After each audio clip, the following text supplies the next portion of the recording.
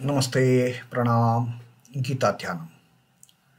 Om Parthaya Pratibodhitam Bhagavata Narayanena Swayam Vyasena Gratitam Purana Munina Madhye Mahabharatam Advaitamṛtavarshinim Bhagavatim Ashtadashadhyayinim Ambatvam Anusandadhami Bhagavad Gite Bhavadveshinim.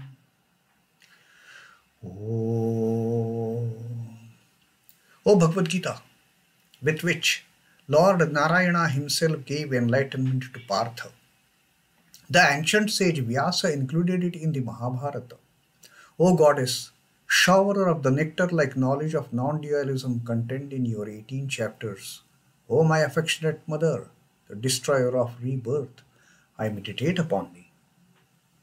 Krishna Vandana. Vasudeva Sutam Devam Kansachanuramardanam Devaki Paramanandam Krishnam Vande Jagadgurum. Son of Vasudeva, the slayer of Kansa and Chanur, extreme delight for Mother Devaki, O Lord Krishna, the supreme teacher of the universe, my salutations to you. Srimad Bhagavad Gita, the 14th adhyaya of Traya Vibhag Yoga, and Sri Krishna is beautifully explaining to us the intricacies involved with how we behave, how the beings behave in this creation. And it is because of the three gunas which the Prakriti has provided to all of us, the three gunas of Sattva, Rajas and Tamas. And Sri Krishna also has shown us a way that how we the beings, how we little children of the great mother, how we can become one with the Lord, how we can merge our little jivatmans into the exhaustive, indestructible Paramatman. And the 19th slok that we read, Sri Krishna clearly mentioned that for that one has to become totally selfless in a way to realize that I am not the doer at all. All the responsibility of my behaving in this manner, the agency for me doing certain things, the agency lies with the three gunas. I am just a puppet in their hands, and the dominance of certain gunas, they will result in what I do, what I do not do. And Sri Krishna had told that there is someone who is beyond these three gunas, one who knows these two things. There is someone, there is some entity, there is that Parabrahman, there is that Paramapurusha, which is beyond the influence of these three gunas. That Paramapurusha is never doing anything. Paramapurusha is always in its own bliss, the Satchidanandam, that kind of absolute existence, absolute knowledge and absolute peace. That ultimate reality is beyond any of these gunas. These gunas, they don't affect that great Parabrahman at all. One who knows this, Sri Krishna says, such a person, such a devotee becomes one with me. Nanyam gunebhyaha kartaram yada drashtanu pashyati. One who sees, realizes this truth that na anya gunebhyaha kartaram. There is no other agency than the gunas. Gunas are the agency. The Sattva, Rajas, Tamas, they are the culprits for that matter. They are the influencers of our behaviors, of our actions, of our doings. And gunebhyascha param veti. There is someone, who knows, there is someone who is gunebhyascha param, who is beyond these three gunas, not influenced by the three gunas as such, one who knows this. So, one who drashtanu pashyati, one who realizes that gunas are the agency.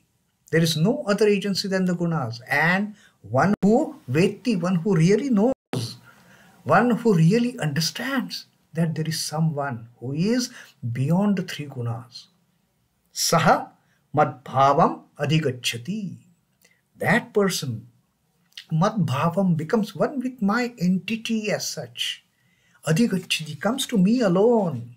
There is no other way out for that person who has understood these two things, who has realized these two things. That is the ultimate realization. That is the ultimate enlightenment. And that is the ultimate illumination for a being to become merged with the Paramatman. For the Jivatman to merge back into the Paramatman from whom the Jivatman has come down to take birth in the form of that being. So that was the 19th shloka, and in the 20th shloka again Sri Krishna is telling us about crossing over of the three gunas. Sri Krishna says, guṇānetānatītya trīndehī dehasamudbhavān janmamṛtyujarāduḥkhair vimukto'mṛtamaśnute. The person who goes beyond the three gunas, the person who is not bound by the magic, by the delusion of the three gunas. guṇānetānatītya trin, the embodied one, which is having crossed the three gunas. That is our ultimate objective of each and every being. Yes, we have come into this life, we have taken this form, and we are living this life in this body, but our objective of the coming into this body is to go beyond the three gunas. The three gunas that are influencing our activities, that are influencing our work, that are influencing our behavior, whatever we are doing. So the objective is to cross over, to go beyond these three gunas. guṇānetānatītya trin, one who, the embodied one, dehi, the embodied one, Jivatman, when crosses over the three gunas, dehasamudbhavān, out of which the body is evolved. The body is evolved out of these three gunas.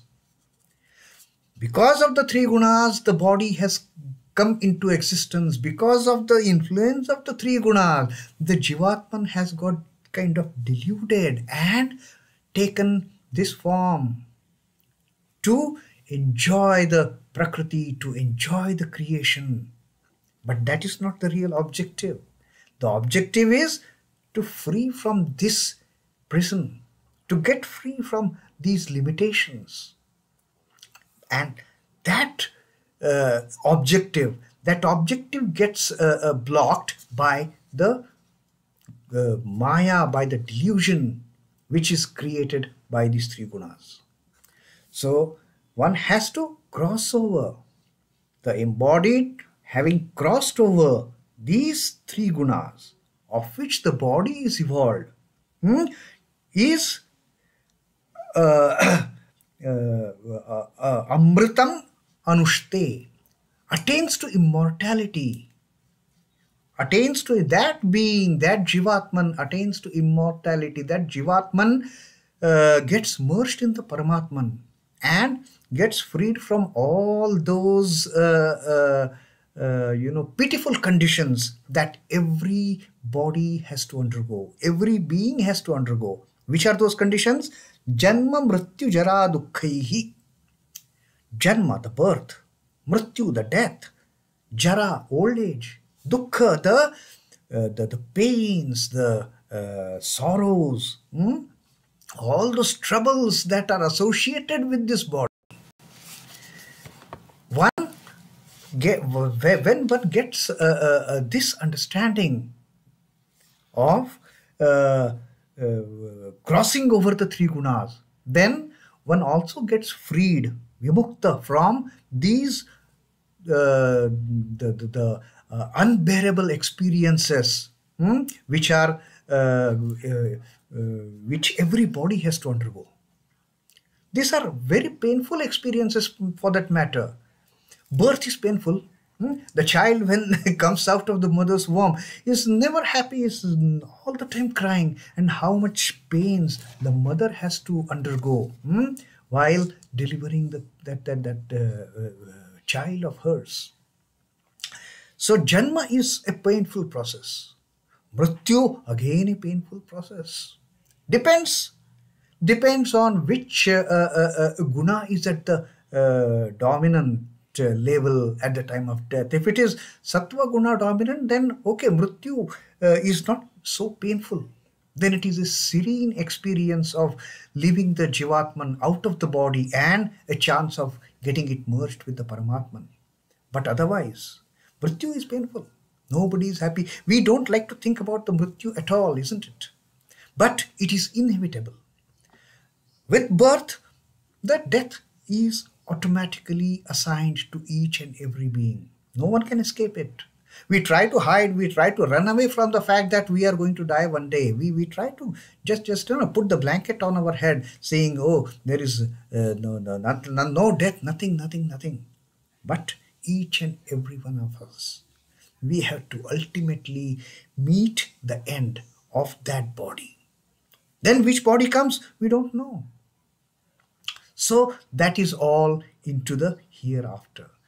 But the janma, mrityu, and whenever a person gets born, whenever a being is born, the jara, proceeding towards that old age, all those pains of decay. In fact, we say I am growing, we celebrate our birthdays and all, but with each birthday, we are getting into the position of decaying. We are shedding our original body. Every moment the body is changing. Every moment that physical features of ours, they are changing. Nothing remains same. And that process, again, is not so, on a happier note. That process of getting old, the moment we start getting old, we get all sorts of ailments, we get all sorts of illnesses, we get all sorts of health problems, health issues. So that is not a comfortable situation as such. And then dukkha. I mean, which life is free from any pain, any sorrow, any misery? There is no life without misery, sorrow. Each and every being has to face this. Each and every being which comes into existence has to face the janmamṛtyujarāduḥkhair. So, if one wants to get freed from these four evils, for that matter, not evils, these four happenings. If one wants to get freed from the janma, mrityu, jara and pain and the dukkha, then one has to go beyond the three gunas. Having crossed over the three gunas, when one reaches a stage that the gunas have no influence, the gunas have no control over that jivatman, the person becomes totally freed from janmamṛtyujarāduḥkhair, and then amṛtamaśnute, and then reaches the stage of immortality. Then there is no death, there is no birth, there is no aging as such, and there is no pain, misery, sorrow, unhappiness. Nothing. It is that ultimate state of Satchitananda. That is how the immortality is attained. The embodied one, having crossed over these three gunas out of which the body is evolved, is freed from birth, death, decay and pain, and attains to immortality. So Sri Krishna says, this is what one gets in the end, when one crosses over the three gunas. When one knows that gunas are the agency, and when one knows that there is someone who has crossed over, who has gone beyond, who is beyond the influence of these three gunas, then one gets into that state of getting beyond the three gunas. And having got into that state of getting beyond the three gunas can no way affect or effect the behavior of that person, of that Jivatman. And then it is totally freedom from janmamṛtyujarāduḥkhair. It is total freedom from birth, death, decay, and miseries of this birth as such. Miseries of coming into existence in this body. Totally freed. And having freed from these miseries, one attains immortality. The vimukto'mṛtamaśnute. So this is what Sri Krishna has taught us. The plenitude of Brahma-jnana is explained here. The Jivatman resides in the body which is made up of the three gunas. But his ideal is not to identify himself with this residence, with this temporary residence. It is temporary housing for that matter, this body. It is a temporary housing for this Jivatman. Jivatman, its nature is not to dwell there permanently. Jivatman, right from the time of birth, is trying to escape, trying to get rid of this body and go back to that Paramatman. But the three gunas, that they are holding back. They are doing some magic. They are pulling some tricks of getting this Jivatman bound with these bodies and with this form, with the body, and thinking that it is this body which is doing everything. The moment that realization comes, no, this body is nothing. What I am doing is because of the influence of the three gunas, and I belong to one who is beyond the three gunas. So once that realization, that is the ultimate Brahma-jnana. And that is what Sri Krishna has explained in this shloka. That the Jivatman resides in the body which is made up of three gunas, but his ideal is not to stick with this body. His ideal, the goal of the Jivatman is not to identify itself with this temporary residence. Pain due to birth, decay, and death is to that Jivatman only who identifies himself with the body. It is only till the extent that the Jivatman identifies itself with the body that, okay, after giving this body, let me try another body. I have to take birth in another body. Till such time, the pangs and pains of birth, death, and the decay, they will continue. A Jivan Mukta is he who is free from body consciousness even while dwelling in the body. Now he is the real Jivan Mukta. He is the real seer. He is the real enlightened soul who knows that I am not this body at all. Who is free from any kind of body consciousness. Who is free from this attitude of I am the doer. He is free from this attitude of because of me this is happening. No. Because of Prakriti this is happening. Because of the three gunas this is happening. I am just a puppet. I am no one. I am of no significance for that matter. So when that selflessness arises, then that person reaches the stage of Jivan Mukta, and then, only then that person, that Jivatman, is entitled to get liberation and get back to the Paramatman. Fixed as he is in the bliss of Brahman, he has virtually transcended the three gunas. And the Jivan Mukta, when that Jivan Mukta with selflessness, there is no self-awareness. When it is only the Paramatman, when it is only the Purusha, that is the ultimate existence, and that realization makes that Jivan Mukta transcend the three gunas, go beyond the three gunas, and then no gunas can actually influence that person's behavior. Then that person is none other than the Lord himself. Now, on this shloka also, Sri Ramakrishna has given a beautiful teaching to his devotees. Sri Ramakrishna says, the body has its birth and death. The indweller, dehin, for dehin there is no birth and death. Dehin has just, come down from the Paramatman. The Jivatman has just come down from the Paramatman and got entangled in this body of bone and flesh, in this cage, in this prison of bone and flesh. But it is the body that dies. It is the Jivatman. It is ever free from birth and death and the decay and the agonies and the pains. The body has its birth and death, but the Atman is free from its modifications. He is like the areca nut in its shell. When still tender, this nut and its shell hold fast to each other.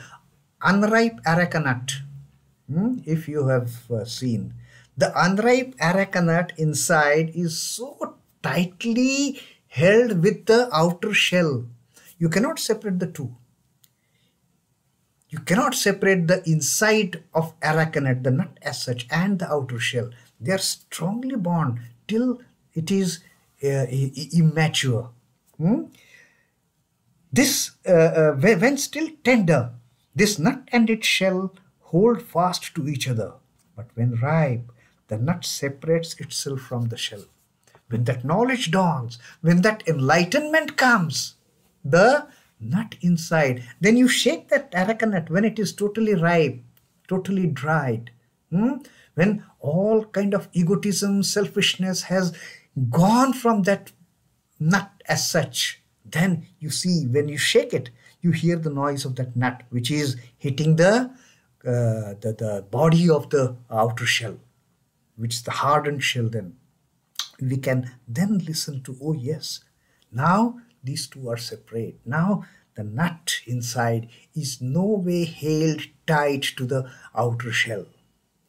For that ripening has to come. That enlightenment has to come. That illumination has to come. In Brahmajnana, the body consciousness drops away. One attains to this Brahmajnana. One attains to this understanding of going beyond the three gunas. When this dehin, when the embodied one crosses over the three gunas, transcends the three gunas, then comes the state of getting rid of those janmamṛtyujarāduḥkhair, getting rid of those ailments associated with beings, with the body. Ailments of the pain of birth, death, old age, decay. So when that ripening happens, when that Brahmajnana dawns, then nobody can hold tight to the body. Then the nut inside starts making noise, tells that I am separate from this. I am not this outer shell. This outer shell you break, I will easily go away. That is what happens actually with the Jivan Muktas, with the embodied one, when that embodied one gets this understanding of the gunas being the agency. When the embodied one gets this realization that there is someone who is beyond the gunas and attains to that state of getting beyond three gunas, then there is no more birth, there is no more death, there is no more old age, there is no more pain, misery at all. There is nothing but pure bliss, the bliss of immortality. embodied. So that was the 20th shloka.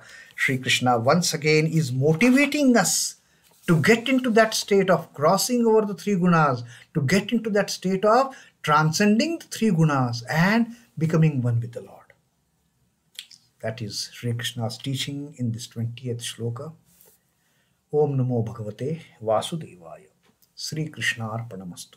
Jai Sri Ramakrishna. Jai Thakur. Jai Ma. Jai Swamiji.